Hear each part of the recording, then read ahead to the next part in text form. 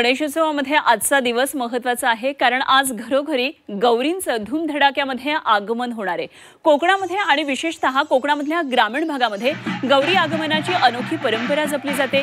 पाणवठ्यावरून गौरीच्या मुखवट्याची गौर घरी आणण्याची एक अनोखी परंपरा आहे आणि गौरीच्या मुखवट्यासोबतच पाणवठ्यावरच्या खड्यांच्या गौरी सुद्धा ताम्हनामध्ये घरी आणल्या जातात। गौरी घरी आणताना आगमनाची रंगतदार अशी गाणी गुणगुणत गौरींचं कोकणातल्या घराघरामध्ये आज आगमन होतं आणि घराच्या उंबऱ्यावर आलेल्या गौरींचं धूमधडाक्यामध्ये घरामध्ये स्वागत होतं।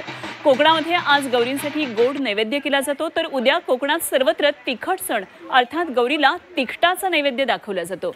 उद्या रात्रभर गौराईचा जागर केला जाणार आहे। आज गौरी आगमनामध्ये गणेशोत्सवात आता आणखीच भर पडलेली आपल्याला पाहायला मिळते। तर कोकणामध्ये या सर्व पार्श्वभूमीवर आणि विशेषतः गौरी आगमनाच्या पार्श्वभूमीवर काय सगळं वातावरण आहे याचा आढावा घेतलाय आमचे प्रतिनिधी प्रणव पोळेकर यांनी। कोकणामध्ये विविध परंपरा पाहायला मिळतात, त्यातलीच एक परंपरा असते गणेशोत्सवाबरोबर गौरी आगमनाची।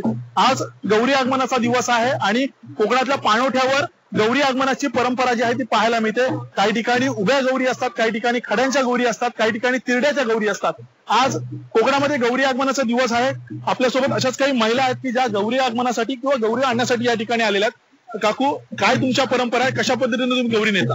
आम्ही गौरी आणायला जातो, गौरी आणल्यावर खडे घेतो, खडे घेऊन ते पूजन करतो, पूजन केल्यावर ते घरी नेतो, घरी नेल्यावर गौरीचे सजवतो, तिला पूजा अर्चा करतो आणि नैवेद्य वगैरे दाखवतो आणि तिला तिच्या रात्री फुगड्या वगैरे झिम्मा वगैरे खेळतो, अशी तिची हाऊस माऊस करतो।